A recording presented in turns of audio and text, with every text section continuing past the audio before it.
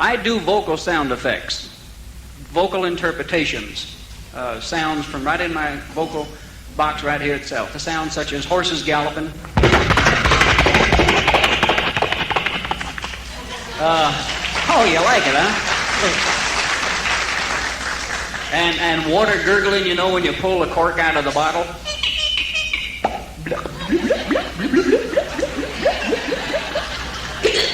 Booze. And, thank you. And explosions.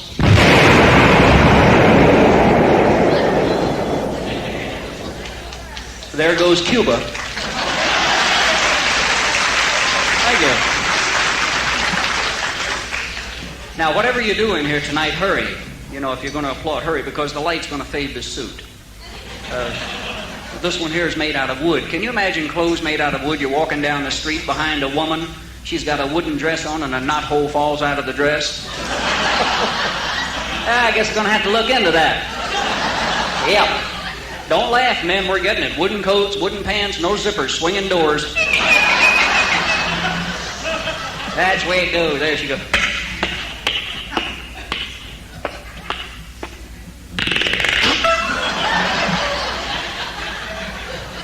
Rough on her back there a little bit. Now, I like to take sound effects and put jokes on them. I mean, I like to take jokes and put sound effects on them. I goofed. I do that deliberately, you know. But I like to take these jokes, and these are old jokes, you know, that have been used over and over, and they come from, who knows where they come from. They're just jokes. But I take these and put sound effects on them. Now, that makes them a little bit different. For instance, did you hear about the two boys on the farm? They wanted to get into the trouble, so they were going to push over the outhouse. So there they were, rocking this thing back and forth, you know.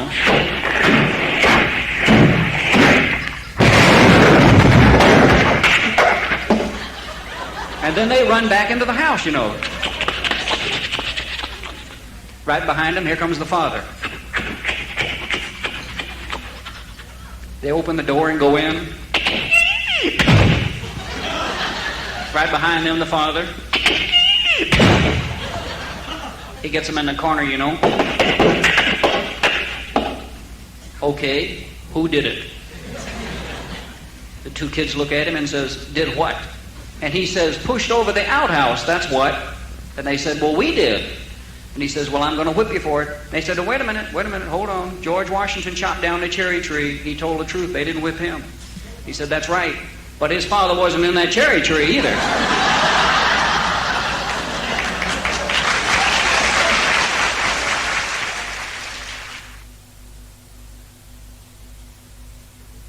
Thank you. Then did you hear about the little kid that's running down the street one day? He's looking for a cop. You know, boy, he's really running. Finds the cop and he says, officer, he says, come back to the bar with me real quick. My father's in a fight. So they run back down to the bar, you know. Go through the swinging doors. They get in there, and here's three guys about to kill each other. I mean, there's a real... boy, this is a battle.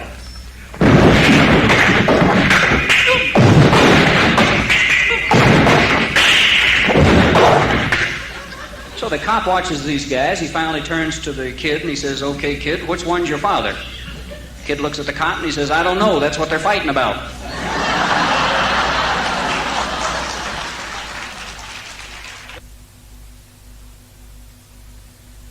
I love this one. This is dedicated to the men. Now, you women, listen to this.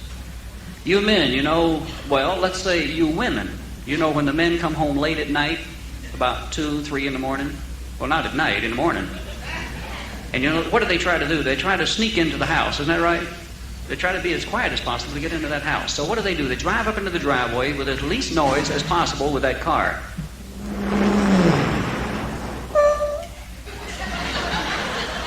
Then they open the door real carefully.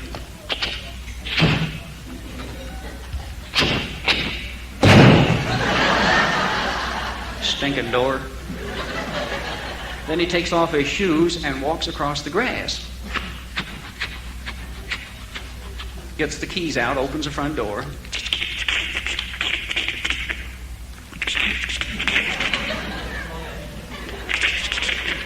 Damn it.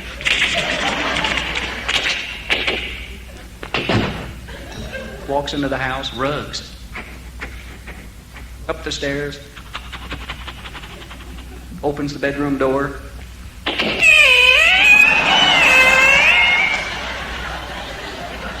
He was supposed to oil it, you know. Then he tiptoes over to the bed, pulls back the covers, puts one foot in the bed. All of a sudden, the wife sits up. She yells at him, "Where you been?" Just scares the daylights out of him. Now, here is the answer, men. The next time you come home late, drive up into the driveway. Don't be squeamish about it. Drive into the driveway. Go right on into the garage, even if the door's closed. Climb out of that car and slam the door. Walk down the sidewalk. Don't walk on the grass. If the dog barks at you, shoot him. Walk on up to that front door. Don't use a key. Pull the doorknob off. Then walk right on into the house. Don't worry about the rugs. Up the stairs. Open the bedroom door. She oiled it. Then go stomping right over there to the bed. Throw out both arms and just shout it at her, you know. "Lover, here I am."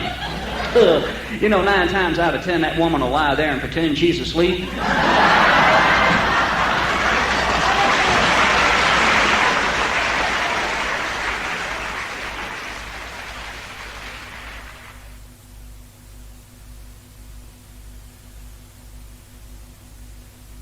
Now, I'm going to tell you something here that you're not going to believe. Now, this is a little bit on the fantastic side, but it's true. I have an automobile, and I think I kind of shook up a few people coming over here tonight. I saw their heads spin around.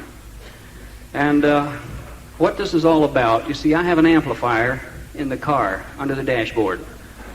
There is oh, you figured this one out, huh? I have a microphone mounted over the instrument panel and a bullhorn loudspeaker mounted in front of the radiator behind the grill. Now, you've heard some of the sound effects that I do. Can you imagine these sounds coming out of the front end of the car as I'm cruising down the Dan Ryan Expressway or something like that? And I'm the type that do it. Yes, sir, I sure get a kick out of this. And you know I do this because the other people seem to get just as big a kick as I get out of it. They don't believe it. They'll get me one of these days. But let me tell you about a few of these little episodes, and these are true. They actually happened. This is the outer drive. You know where that is. I was cruising down that one day, and boy, it was busy. Somebody had sneezed. There was a traffic jam from the Loop to Evanston. They were really piled up out there. They were waiting on something to happen, and it did. I drove up. I got mixed up into that bunch, and I said, well, I'm an entertainer. They're not doing much. Let's have some fun. And so I picked up the mic and gave them the sound of a horse braying and galloping out of the front end of the car. All you could hear for a mile down the expressway out there. Suppose you were sitting in front of me and heard that. What would you do? They get out of their car. They're looking for the horse. What else? They get a little carried away. And did you know in Texas I've got a town hornet? I really have, between Dallas and Houston. See, I'm from Dallas, and I'd run down to Houston, do a show, and come back that night. Well, it might be pretty late, 2 in the morning. It's quiet. I'd pick on a little town, just a spot in the road, maybe 400 or 500 people there live there. But the sound I gave them was consistent. Every time I'd go through there, I'd give them the same sound. The sound of a train whistle, way off in the distance. And I would approach the city limits, and here's all they could hear.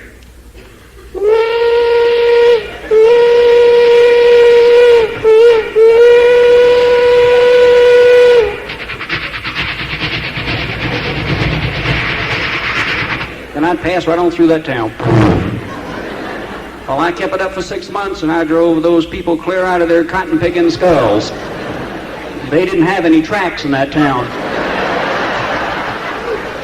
This is true. This hit the newspapers. It was written up as the Phantom Train rides again. And as far as I know, they're still out there cutting the grass looking for those tracks. I got one for you. I like to cruise down residential sections at 3 in the morning. You know, you hear about these neighborhoods that brag all the time about, oh, this is a wonderful place to live. We never have any trouble out here. We have no guards. The dogs don't even bark. Well, I got a hunch they must be bored.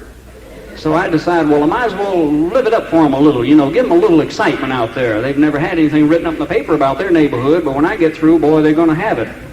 I cruise down there about 2 or 3 in the morning, give them a cop and robber scene, you know, ricocheting bullets and everything. And at 3 in the morning, it's the most wild sound you've ever heard.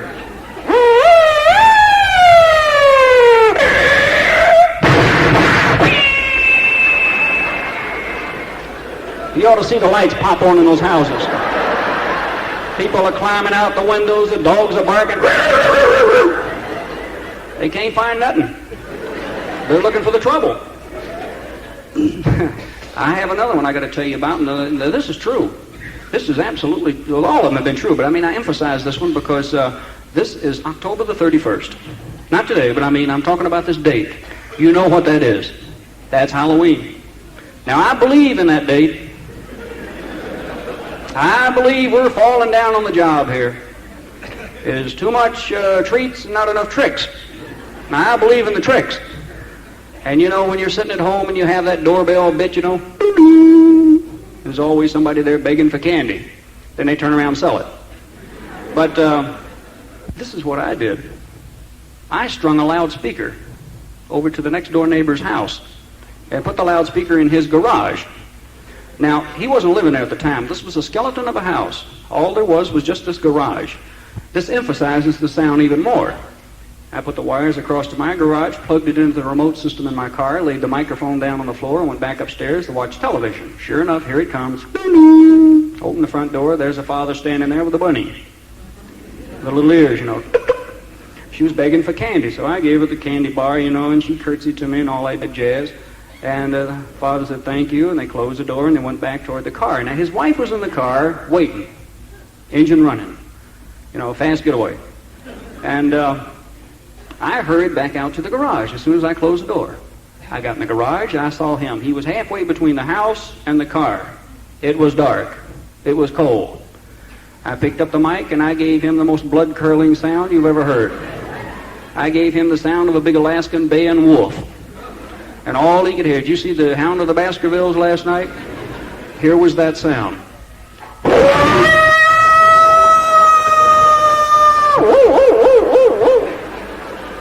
And I'll tell you something, it was cold that night, but it wasn't that cold, but that boy froze right there. He didn't even move. And that bunny was wrapped around that left leg. And there they stood, and they waited, and they looked at that garage, you know, 1 foot in the air. He was looking at the garage. I'm standing there laughing, but not really. I'm waiting. I said, well, he can't stand there all night. So I gave him another sound. He started to move toward the car. His wife's gunning the engine. So I gave him the sound of a snarling cat, you know, of a mountain lion. Well, that did it. He took off running, and so help me, lightning can hit me right here on this spot. He ran off and left the kid standing there. He did. And his wife was starting to pull off anyhow.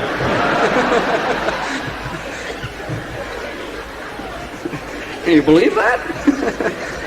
Oh, well, that was my night. Now I got one more. I eased up to an intersection one day. I've got about 3 of these little doodads. I eased up to an intersection one day. Boy, it was busy. It was loaded out there with victims, or pedestrians. And they were walking back and forth. It was a busy, busy intersection. There was a cop out there directing the traffic, blowing his whistle, having a ball. And there was all these people there. And oh yes, the hot rodder. There was one at every intersection. Always one at every intersection. And there he was, sitting there gunning his engine, looking around for the jets. He's going to race them. Just waiting on the light. That's all that's holding him up. And I saw him and I said, well, now this does look like my day of glory. I'm going to get him. And when I get through with these guys, they turn in their driver's license. I've got the sound for him. I got up behind this guy, right up to his tailgate, picked up that microphone, turned the volume up to an ear-screeching level, and gave him the wildest sound he probably has ever heard since he's been on a drag strip. The sound of an automobile skidding sideways from one intersection to the next. And all he could hear out there is this sound. And I wasn't even moving. And you should have seen him. He jumps out of the car. He's standing there looking at the car, wondering who's going to hit it. Nobody's moving. Out in the intersection was a frustrated cop. He didn't know what to stop, you know. Stopping birds. Remember all the people out there? It was the wettest intersection I've ever seen.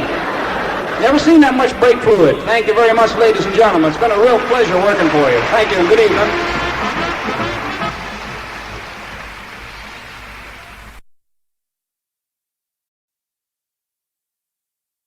Well, I do all these sounds vocally. I use no props, no tape recorders, phonographs, tricks, or gimmicks of any kind. This microphone I have in my hand is not a special mic, although it looks like a gun.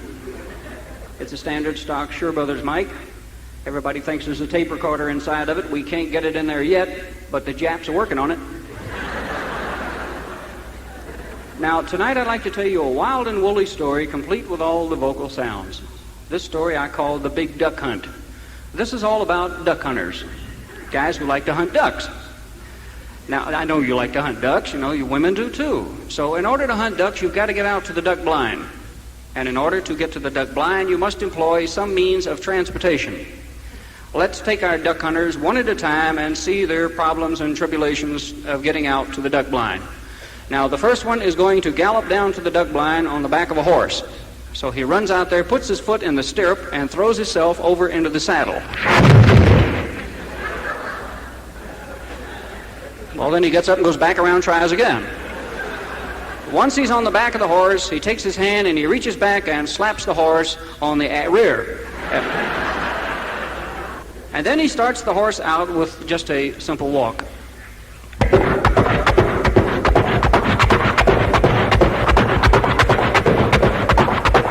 Now we bring the horse up to a trot.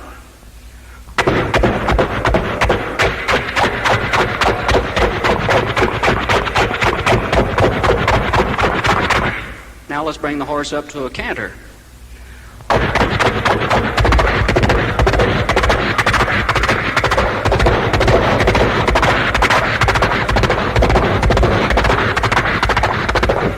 Now let's bring the horse up to a gallop.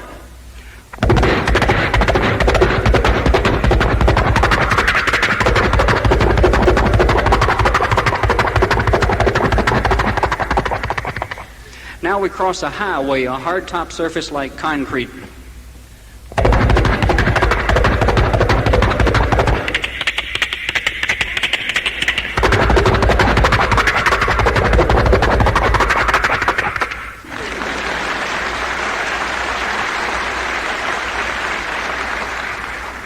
And now he crosses a bridge, a little swayback.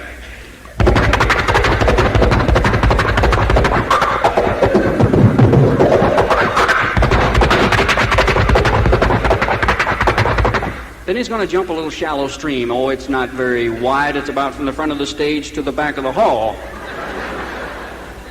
Well, this is a strong horse. He can do it. Here he goes.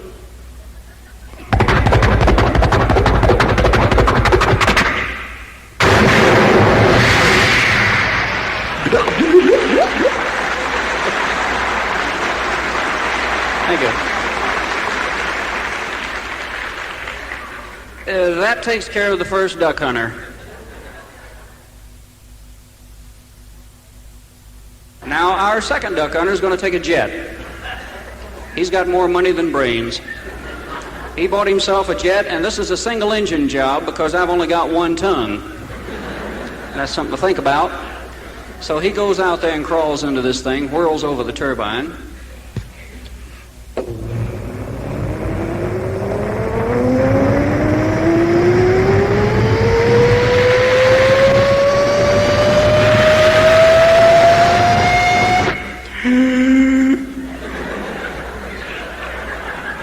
Well, it's either that or drop dead.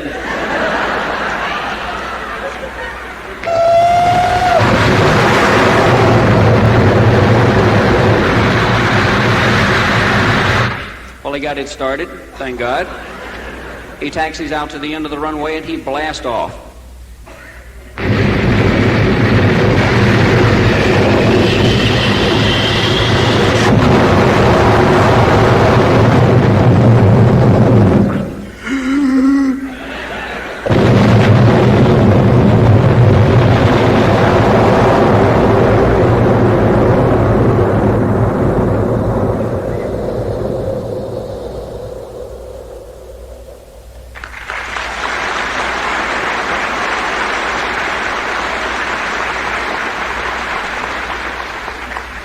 And then he passes overhead and cuts in his afterburner as he heads for the duck blind.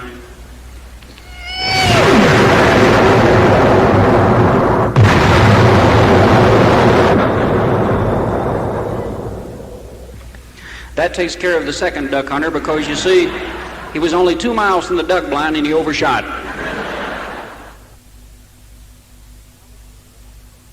Now we come to the next duck hunter. This one's going to take the train. This is the big locomotive of yesteryear, the one with the steam whistle. Remember the whistle when you could hear it on a cold night and it gave you a lonesome feeling? Remember that sound?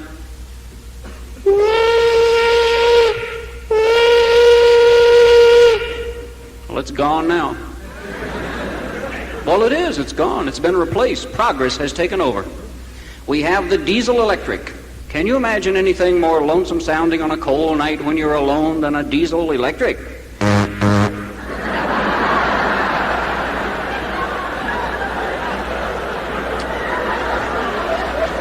Isn't that a gasser?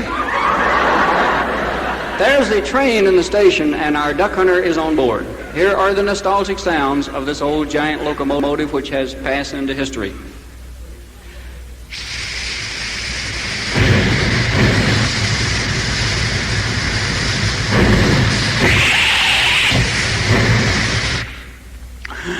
It's going to be a big one.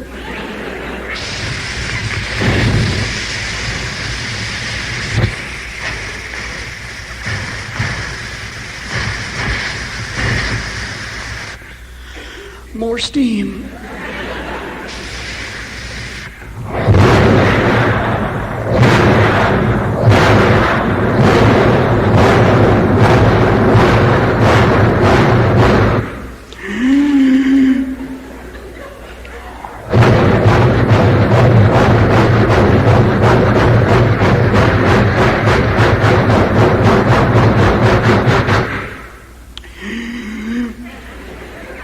Well, it's a long train.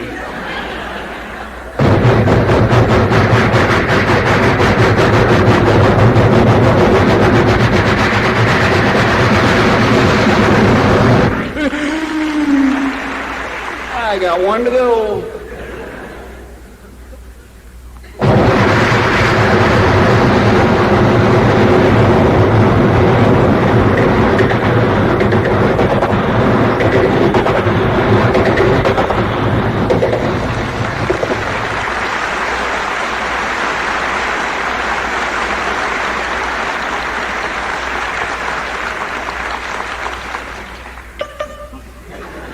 Now there's a train that's zooming right along. Our duck hunter's on board. He decides to go back to the bar, a dining car. And we hear him as he goes from car to car. You know, when you open the door and slam it and pass into the next car. Oh, here's the sound. Remember this one? This is the one that used to put you to sleep, the clickety-clicks of the wheels.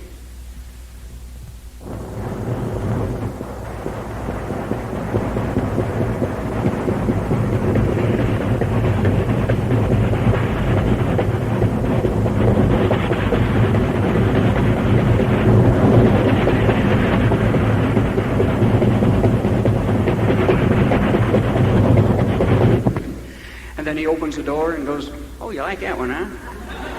I like that. That was a sound. I'll never forget that. When I was in the Navy, 8 years, 7 on trains. How could I ever forget it? Now we open the door.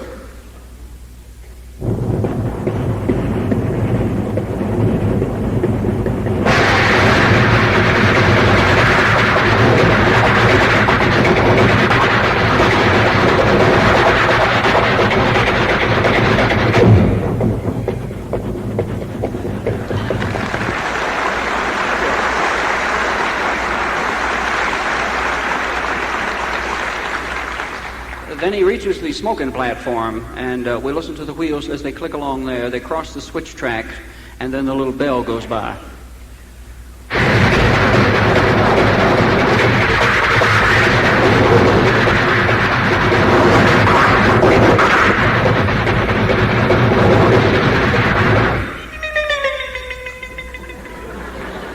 Crossing.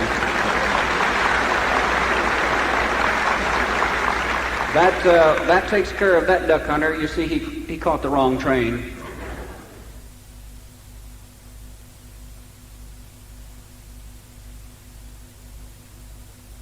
Now we go to the next one. This is where the fun starts. This one just bought himself a new car. He is proud of this. It's a bright red car. He parked it in front of the house so the neighbors could see it. This builds up the hate. There's the car. Oh, they do this. Oh, they do. They wave to the neighbors, to get their attention. So he starts out of the house, going out to the car. Here he comes, walking across the living room floor, going outside. Opens the front door.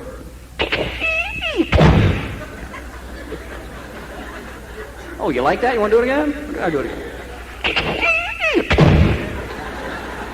Oh, if you like it that much, I'll do it again. And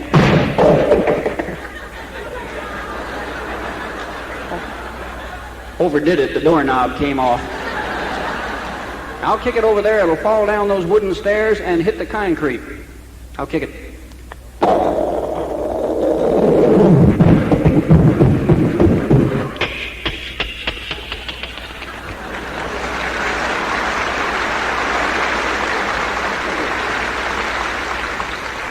Then he steps out on the front porch, going out to the car.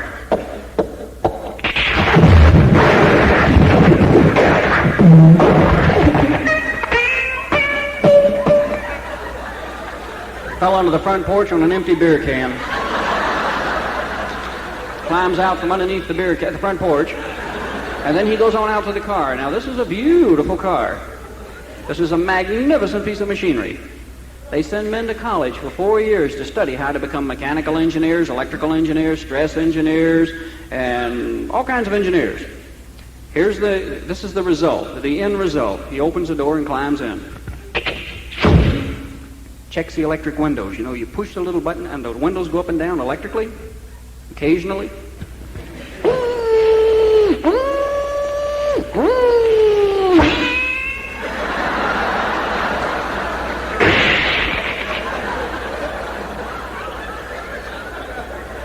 Well, at this point, the neighbors are waving frantically. He's not doing so good, Well, those things happen like that. Then he gets the keys out and he tries the engine. Now, this is a magnificent piece of machinery. This is precision. This is better than a wristwatch. It's better than Cape Canaveral. No countdown. Takes the keys and tries the engine. 16-cylinder engine, 32 carburetors. Spares. Tries the engine.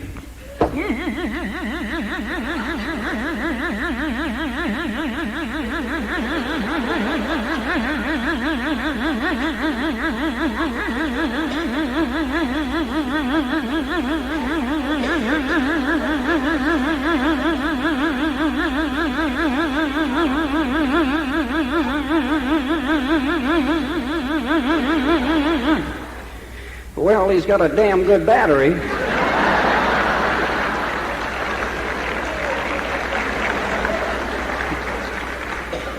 What this thing needs is a good, swift kick. Oh, I've got to tell you this. You know the most nauseating sound that was ever created by man? There is one. This is the most sound that was ever generated. It's a cold morning. You go out to your car. You climb into the car, get the keys out. Here is that unforgettable sound, or unforgivable sound.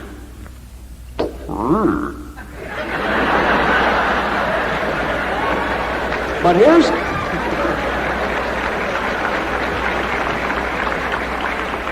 here is the worst part, and you know that automotive industry, as old as it is, haven't been able to figure this one out yet.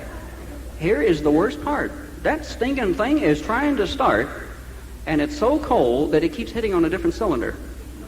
And what do? I know what you do. You're pushing on the floorboard with both feet and pulling on the steering wheel. I almost pulled the steering wheel out of my car. Here's that sound. Oh, this is the morning you should have stayed in bed.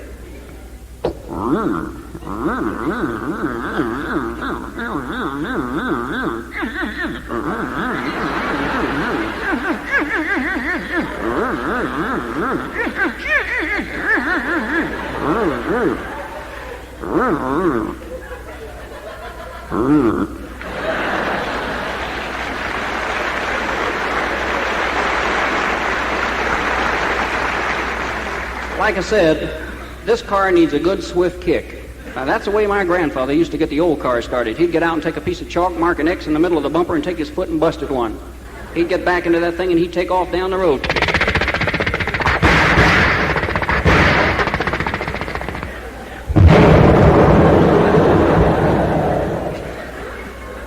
Well, he got it started anyhow. But that's what it needs now. In these new cars, you don't do this. You get out there and mark an X anywhere on that car, and you kick it, and you've had it. Do you know what takes place when you do that?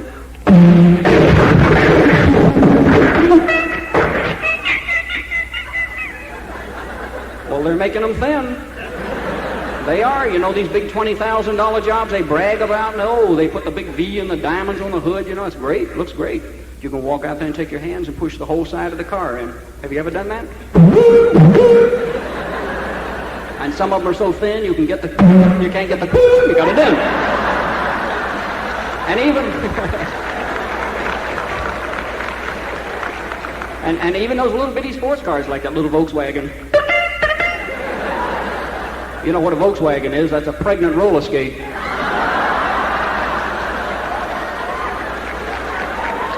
Well, this duck hunter's got to get this stinking thing started. We'll try it again.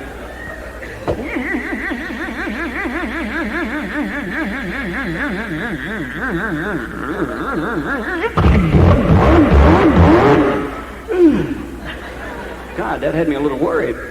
Now, he takes off down the road. This is a hot rod duck hunter. 4 speeds forward, stick shift.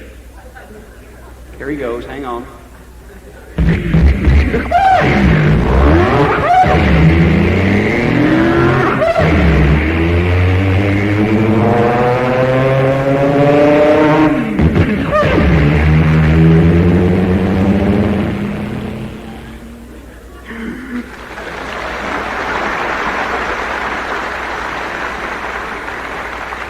Did you get the last shift? I double clutched it.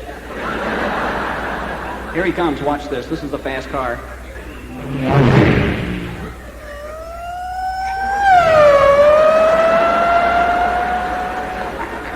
Radar buddies. Well, don't ever catch him. Here he comes again. He's cut in all of his afterburners, or carburetors. Now watch this. Boy, he's moving.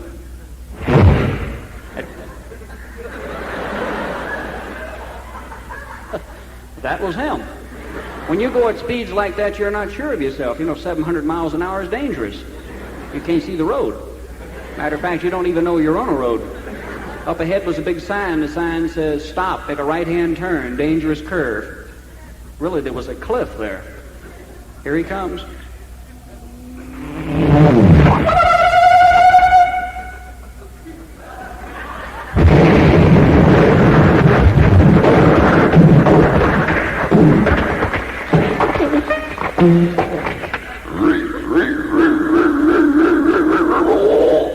Hubcap.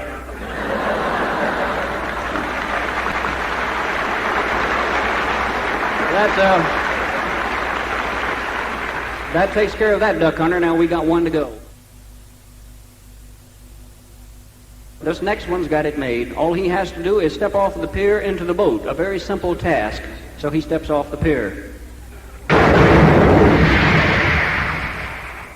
Too simple, he missed. He climbs into the boat, he unties the boat, pushes it away from the pier. He has no worries because he's got an outboard motor. And all you got to do is pull that rope, the engine will start and take you out to the duck blind because that guarantee says it will. He pulls the rope.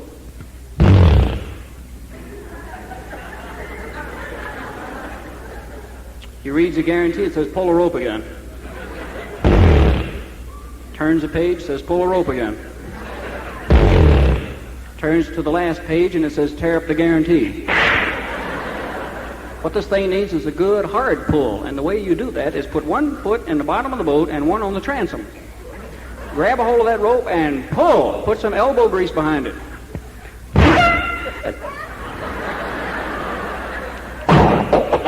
There goes the rope. Now, to get it started, you take off your shirt, $20 shirt, rip it up, make a rope. Wrap that around the flywheel and pull the shirt tail. It's time for the hammer.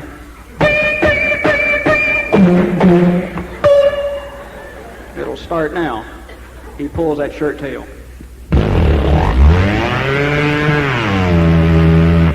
When they do start, they sound like they're going straight up.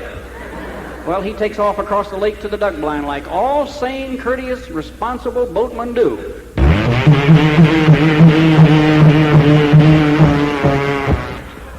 On the way out, he takes 2 fishermen and 1 water skier.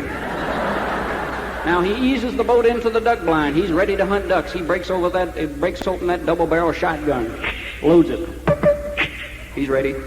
Turns on his miniature radar. Sonar in the boat for the fish in case the ducks don't show up. He's ready. Comes the first duck. Picks up the shotgun, takes a bead on the duck. He's about ready to pull the trigger. Somebody on the right opens up with a machine gun.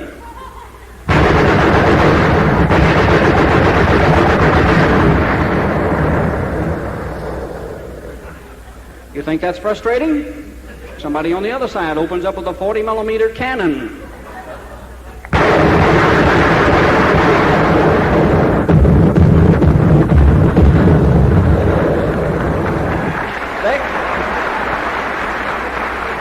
They throw the whole works at that duck.